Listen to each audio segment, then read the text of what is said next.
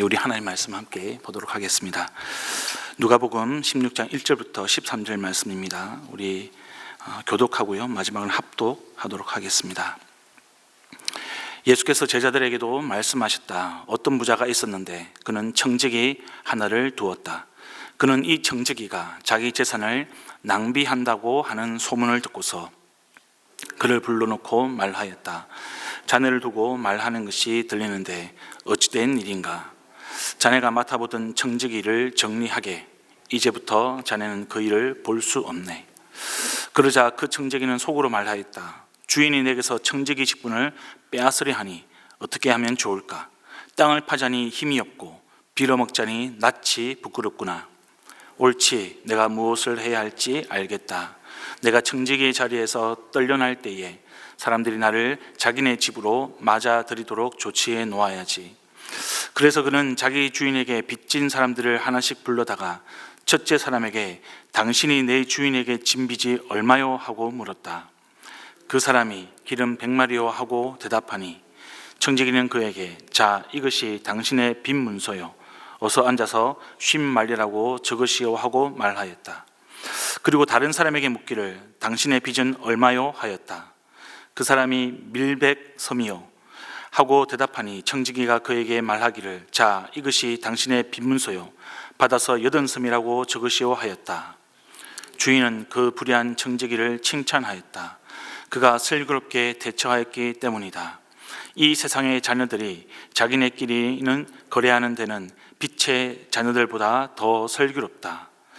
그러므로 내가 너에게 말한다. 불의한 재물로 친구를 사귀어라. 그래서 그 재물이 없어질 때에 그들이 너희를 영원한 처소로 맞아들이게 하여라. 지극히 작은 일에 충성한 사람은 큰 일에도 충실하고 지극히 작은 일에 불의한 사람은 큰 일에도 불의하다.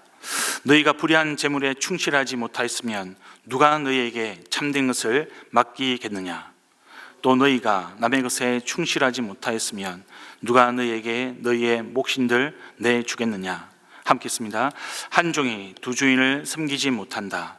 그가 한쪽을 미워하고 다른 쪽을 사랑하거나 한쪽을 떠받들고 다른 쪽을 업신여길 것이다.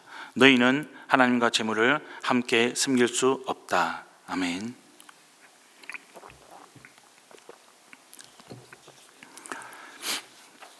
네, 성도 여러분, 오늘 본문 말씀을 묵상하다 보면 예수님의 말씀이 선뜻 이제 이해가 되지 않는 내용이 있습니다.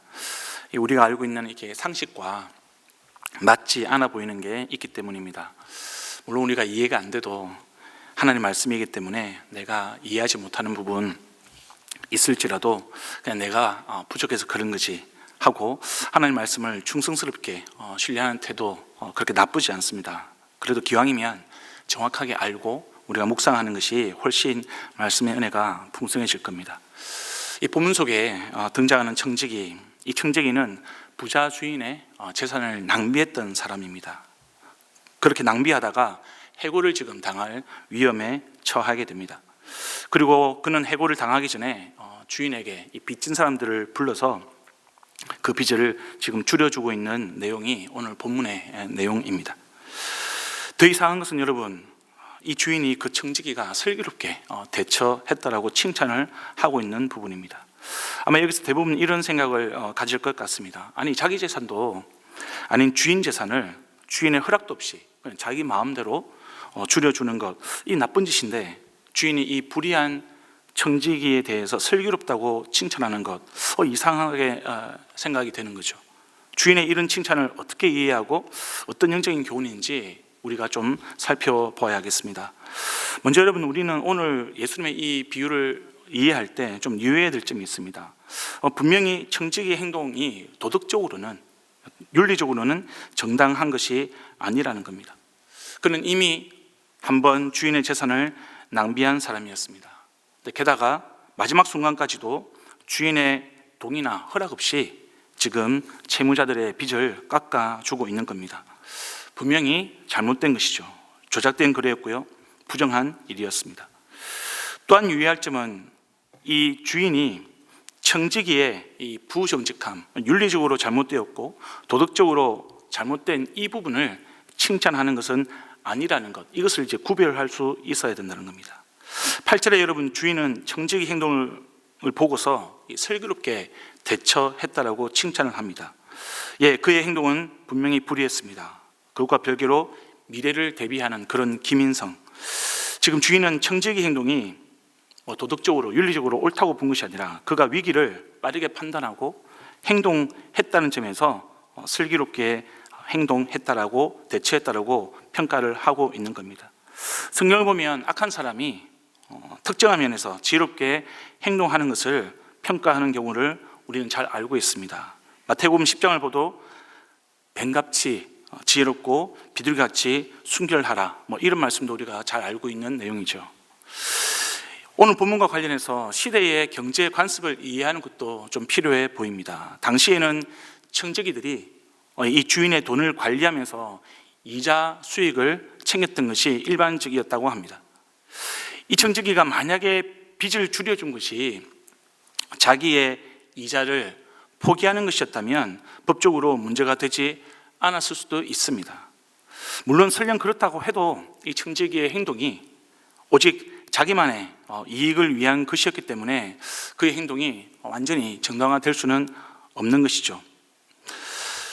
그런데 실제적으로 이 본문을 보면 여러분, 주인이 칭찬한 이후에 이 청지기를 해고하지 않기로 했다거나 어떤 청지기의 잘못을 용서했다라는 그런 내용은 또한 없습니다. 저 개인적인 의견으로는 아마 청지기가 결국 해고되지 않았을까라는 생각을 해봅니다. 여러분, 예수님이 이 비유를 말씀하신 이유가 중요한 것입니다.